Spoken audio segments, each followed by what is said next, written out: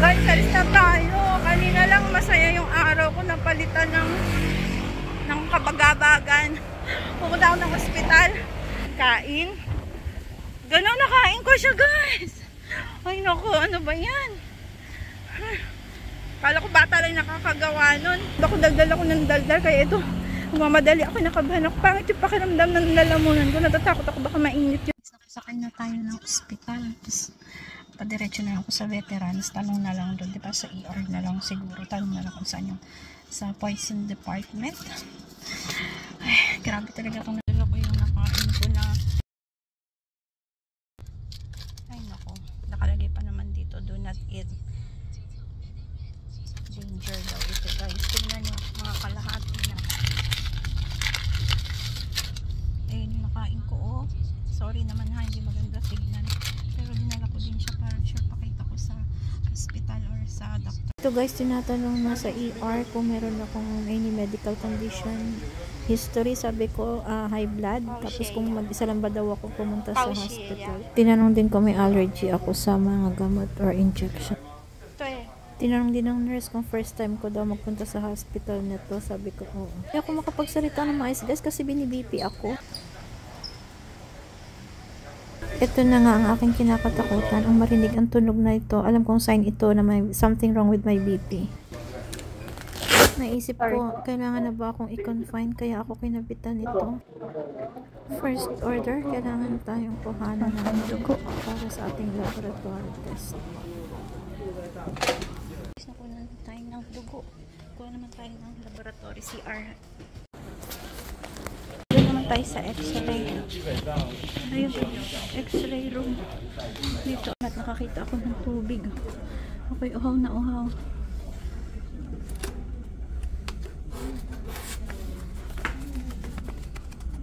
Taas ng dugo natin guys, sa nervous. Ang dami nung kanya ng dugo ko, parang mga apat na tubes. Warm. Wala, kailangan hawakan ko. Teka lang. Bihis na tayo for the x-ray. Nakuna na rin tayo ng dugo. Tayo sa emergency guys. Waiting ng ating result sa ultrasound. Grabe guys, nasa tapat pala tayo ng resuscitation room. Naghihintay na lang tayo ng result. So guys, dumating na yung aking doctor sa poison toxication department. Sabi niya okay naman daw ang lahat, wala daw problema at i-discharge. Nakaloka yung doctor ko ito. Kaya labas niya ilang beses, bumalik siya, sabi niya picture ako. Punta na yung residence doctor ng ER, sinabi niya na pwede na tayo. Ingat guys, uwi na tayo. Tapos na tayo dito sa ER. Salamat na lang. Tayo. 48 tayo. Babayad na tayo dito guys. So uwi na tayo. Punta tayo sa ER. Look at my bill. Oh my goodness. Punta tayo ng pera doon. Kasi naman, kawa. Pan guys, may City Cafe. Oh, ang cute lang. I mean, 7-Eleven din doon na food. Oh, diba? Cute. Uwi na tayo guys. Thank you, Veterans Hospital. Ay, nako, Diyos ko, Lord. Grabe. Yung first order pagdating, kunan ako ng blood. So, mga 4 na tube yun. Dami talaga, guys. Dinonate. Eh, sakto pagdating ko ng ER. Ang taas ng BP ko. 200 something. Over 100. My goodness. Dito sa napicturean ko naman siya. Pakita ko na lang din later. And then, after nun, maghintay daw ako. Tapos, kinausap na ako ng residence doctor sa ER. Sabi nila, i-forward nila, hintayin ko lang yung result. Tapos, kapag lumabas yung result, i-forward nila sa Poison and Toxication Department. Ay, balik tayo ng way. So, yun. Forward nila doon. Tapos, ang tagal pa naghintay ako. My God, 11. Kinausap ako ng residence doctor ng ER. Na hintayin lang. Tapos mga 11:30 ata ako nilapitan nung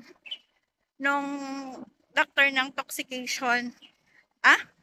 Poison and Toxication Department na doctor. Residence doctor nila. Tapos sinabi na Lumabas na yung result, nabasa na nila at tinignan niya yung nakain ko doon sa loob ng seaweed, yung silicone gel. Piste na silicone gel yan. Kung bakit ba kasi guys, finold ko yung seaweeds. Tapos hindi ko na double check kasi nagkukwentuhan kami noon ni Mek. Tapos naka-live pa ako noon eh. Tapos nakita ko, ay napansin ko, ba't ang tagal-tagal kong inunguya? Hindi natatapos yung seaweeds ko. My goodness, nung nakita ko, plastic! Eh, sakto naman na nag-ASMR pa ako. Nag-ASMR muna ako nun sa isang pack. Wala pa siya nun. Tapos, sige pa yung kuda ko. Sorry, na-interrupt tayo. Ganda, di ba? Eh, ganda oh. Nice orchids. May yellow pa dun. So, yun na nga, guys. Pagkatapos ko mag-ASMR, nagbukas ulit ako ng isa. Ayoko na sana nun eh. Pinipilit ako ni Papa. Kumain daw ulit ako ng isa pa. Sabi ko, ang sarap nitong seaweed na to. Tapos pinold ko siya. Hindi ko siya namalayan. Tapos kuda ako ng kuda sa live. Tapos yung pala yun, nakain ko na nga. Nung nakita ko, grabe panic ko. Tapos sabi ko kay Papa, punta ako sa ER, sa hospital. Wait lang guys, saan tayo abangan ng bus dito? Tignan natin doon sa unahan. Uy, go. Sabi ko, punta ako sa ER. Alam mo yon, sobrang panic ko. Hindi ko na nagawang i-search guys yung silicone gel. Kung sobrang ganun ba siya ka-poisonous or what. Basta sabi ko, pupunta na ako kasi feeling ko yung sabi ko sa esophagus ko, baka mamaya yun yung unang maapektuhan. Kasi parang nagda-dry na siya na, ewan ko kung psychological lang ba yun or what. Basta feeling ko ganun. So yun na guys, malapit tayo sa balay. Guys, so yan, kanina galing tayo dito. Veterans General Hospital. Going to Taipei Main Station na tayo. So pauwi na tayo sa office. Medyo nakakapagpanik naman tong araw na to. Very alarming. So yan, dito tayo ngayon. In Gentan. Tapos 1, 2, 3. Pang 5th station tayo guys. R10. Ang ating baba. Kita tayo sa Taipei Main Station. 32 na darating na yung ating train. At ayan na nga, parating na nga siya. Ayan na talaga siya guys. Ayan.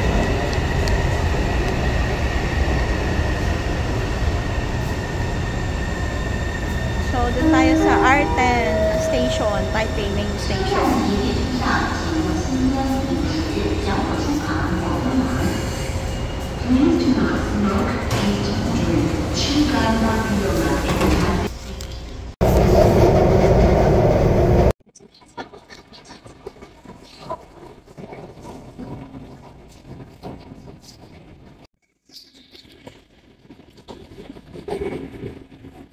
Right guys, tutuloy na natin yung ating kwento kanina at nakauwi na tayo ng apartment. Nakaligo na rin ako, yun ang unang-una kong ginawa kasi galing nga tayo sa hospital, sa emergency.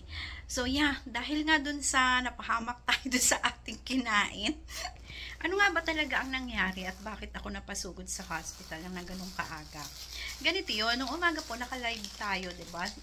Nandun pa nga sila lang may army, nandun, marami pang nandun nasa baba nang nagsusupport. And then, galing kami ng 7-Eleven ni husband, bumili kami ng pang breakfast.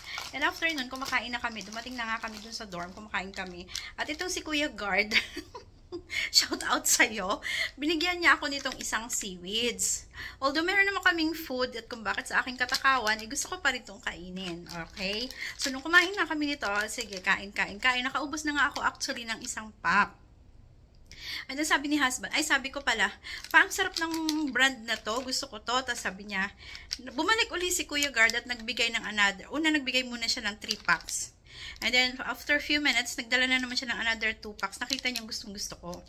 So, ito na nga. Nung binigyan niya, dinagdagan niya ako, sabi ni husband, sabi ni Papa, di kain ka pa, sabi niya. Ito namang matakaw niyang asawa, kumain nga talaga. So, nagbukas ako ng isa pa. And then, dun sa etong pack na to, itong last na to, may natira dito na parang 2 na lang, 2 pieces na lang nung seaweeds na to. Nori ba to? And then, finold ko siya. Actually, pinofold ko naman siya. Ay, hindi. Nung mga una, yung sa first pack, kinakain ko lang siya ng ganun diretso. Hindi ko siya finold. And then suddenly, nung nakita ko itong last two na manipis na yung laman niya, finold ko na siya. At hindi ko naman dinouble check. Nasa loob pala nito ay nakadikit na yung silicone gel. Alam nyo ba yon? Yun yung nakalagay yung pinipreserve niya para mag-last or mag-crispy pa din yung seaweeds or anything na mga biscuit or anumang pagkain na kagaya nito. Pakita ko po sa inyo, ha? So, ito siya. At ito yung aking nanguya. Sorry sa itsura, messy niya na. Yeah, ito siya. So, guys, hindi lang pala, ito palang pangyayari na ganito ay pinili ko na lang siyang i-share sa inyo kung bakit na ako nag-decide. Dahil kanina dun sa ER, napansin ko, ay napagtanto ko na itong nakakahiya kong experience ay nakikita nga ng ibang lahi. Why not i-share ko din sa inyo? At I'm sure naman na makakatulong ito. Kasi this is for awareness na hindi lang pala ito posibleng mangyari sa bata, ay sa matanda. Sa bata man or sa matanda. Nakasintakaw. Natatawa na lang ako ngayon, guys, pero grabe kanina yung panic ko kung alam nyo lang. So yeah, posible pala talaga siyang mangyari sa matatanda na kagaya ko. Kasi, nagchichikadora kami ng asawa ko. Nawiwili ako ng kakakwento, tapos nasa live pa. Actually, ito pa yung system niya, bago ako mag-end ng live. Nag-ASMR ako, naglulukan pa kami ni Papa, tapos kinakain ko to. Hindi itong last pack na to na nangyari yung yung emergency na yun, hindi. Yung sa first pack na naubos ko na. Sabi ko pa, ganito yung ASMR, ginaganyan-ganyan ko yung itong pack na to. Tapos, nginunguya-nguya ko. Since isang piraso lang yung nginunguya ko ng seaweeds, hindi siya ganun ka, yung noise niya, hindi ganun ka pang ASMR.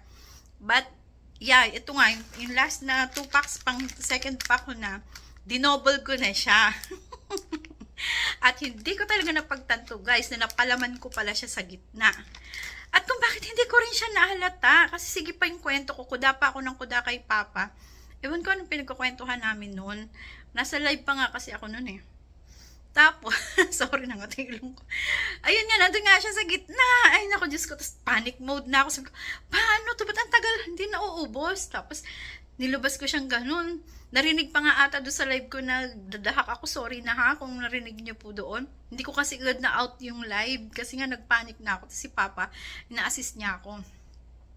Eh, may work pa siya. So, syempre, ako na lang yung diba, nagkusa na lang ako mag-isa na tumakbo sa ospital. Ito si Kuya Gerd, nagpapanik din siya. Sabi niya, tignan pa daw niya kung saan daw yung ospital na ganito ganoon. Sabi ko, ay naku, hindi na lang. Ako na lang magtatanong doon sa emergency. Sabi niya, kailangan kasi, sabi niya, doon sa malapit. Sabi ko, malapit, hindi pwedeng sa malapit lang. Kailangan doon sa hindi siya kailangan yung ordinaryong hospital lang, guys. Kailangan meron din dong department ng poison. Nga, guys, so kailangan, sabi ko kay Kuya Gerd, hindi lang basta siya kailangan hospital. Kailangan meron siyang poison and toxicology department, which is sila yung mga expertise sa mga ganito, yung sa mga na poison, mga toxic na na-indigest ng mga tao. Ayun. So, yun na nga. Doon na nga. So, nag-end up na doon sabi ni Kuya Gerd, ipagtanong ko na lang. So, nag-taxi na nga lang ako. Tapos, pagdating doon sa Veterans Hospital, nagtanong na lang din ako doon. And then, sabi pa nila, nakatawa pa ako doon sa residence doctor, guys, sa veterans. Sabi niya, madami ka ba nakain? Sabi ko, eto tapos dinala ko, tapos pinakita ko. So yeah, yun yung number 1 tips. Kung halimbawa na, wag naman sana mangyari, pero in case na may mga ganong emergency, kailangan make sure po na dala ninyo yung mga items na indigest or basta kung ano yung items, nalagay man siya sa mata, nakain ba or what, dala-dala ninyo siya para for easy ng mga doctors yon sa preference nila. And then yung first order, syempre yung SOP muna sa emergency, kunan ka ng BP, at yan ako guys, nagpanic talaga ang lola mo, 200 something over 100, parang 243 over 143 yata yung BP ko dahil nga sa kaba, sa nervous and everything. And then sabi ko na lang, Dok, pasensya na kasi 2 days na akong, which is true naman, na 2 days na ako hindi nakapag-take ng aking maintenance. And then, Sabi niya, okay. Tapos sabi niya, gaano kadami nakain? Tapos pinakita ko nila, sabi ko, eto. Tapos sinishake-shake ko pa itong nangata ko nga na to. Sabi ko, eto na lang yung natira eh. Tapos parang ang konti na lang, sabi ko ganon. Sabi niya, sige. So, first order, siguro dinawag nila dun, coordinate na nila dun sa Poison and Toxicology Department. So, ang first order ng doctor is kunan ako ng blood, which is parang 4 na tube ata yun. Ang dami talaga guys na kinuha sa dugo ko. Nawala na ata yung blood ko pagkatapos nun. Ayun yung mga lab test na ginawa sa akin. Tapos, nag-under ko pa ako ng x-ray. Eto pang safety dyan pagdating sa x-ray. Alam nyo ba guys, nagkaroon pa ako ng realization habang nakahiga dun sa x-ray. Kasi normally, dito sa amin, twice a year, nagkakaroon kami ng, diba, physical exam. Pero, pag physical exam, chest lang yun eh. So, normally nakatayo lang talaga kami. Hindi ko na-feel yung na-feel ko kanina. Nung nakahiga na, grabe, ang taas nung ceiling ng kanilang x-ray room, guys. Tapos, ang laki nung x-ray machine, and ang dami niya klaseng x-ray machine na nandun nakapaligid. Tapos, ang dim pa nung room, ang dilim talaga niya, guys. Tapos, minessage ko asawa ko after, sabi ko, na-realize ko, kailangan talaga natin mag-healthy living, kumain na tayo ng tama. Sabi ko kasi, nakakatakot yung mga machine sa loob. Alam mo ba sa x-ray room, ang dilim-dilim niya, tapos yung mga machine nakapaligid sa akin, yung iba-ibang klase. Syempre, yung iba para sa manabalian, depende syempre sa part kung saan ang body ng tao gagamitin yung sa x-ray, diba?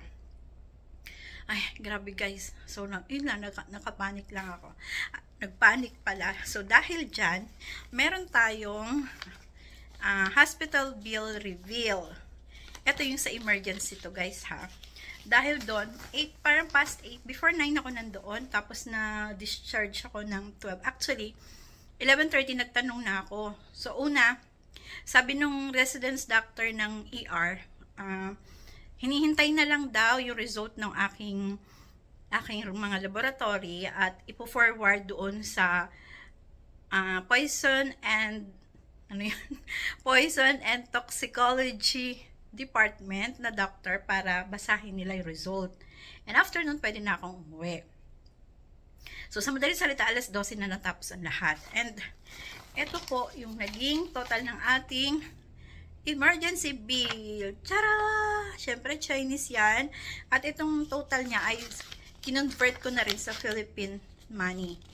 So, kung wala akong health card, guys, dahil dito sa Taiwan, di ba, meron kaming healthcare na binabayaran, PhilHealth. Parang PhilHealth yan sa Philippines.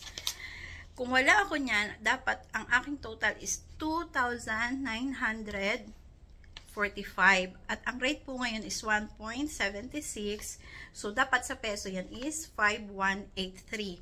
Yun yung from 8 o'clock to 12 o'clock. Yeah. Na lab test na ginawa sa akin. And ang daming ginawa. Tapos, so, dinedak na nila yung sa aking health card or healthcare. Naging down to 950 sa NT. Kapag kinumpute natin yan sa peso, guys, magiging 1,672. So, ayan po yung naging bill ko. At hinayang ako sa aking 950. Guys, ilang bote na yun ang aking chili garlic. Ayun lang. Tapos, nag-message ako sa asawa ko na, sayang sana hindi na lang ako nagpunta ng hospital. Ganito, ganun. Pero, syempre, for safety purposes, kailangan talaga natin gawin yan, guys. Huwag na nating, alam na naman nating hindi ganun kalala, pero kailangan nating maging panatag. Tapos, hindi panatag nga kasi hindi kakakaba-kaba. Dahil yun. So, yeah, gusto ko lang talagang i-share sa inyo kahit nakakahiyaman itong aking karanasan ay posible po talaga mangyari ito sa matanda at hindi lang sa mga bata. So, yeah, sana nakatulong po ito sa inyo para sa ating awareness sa ating mga panahon ngayon sa pagkain. Kailangan po, lalo sa mga bata, i-double check natin kasi ano pala siya guys, dumikit nga siya dun sa sa last piece ng aking seaweed. Excuse me. Yeah, dumikit siya doon. Tapos, pinold ko naman siya. Hindi ko naman tinignan. Basta ko lang kinuha silang dalawa.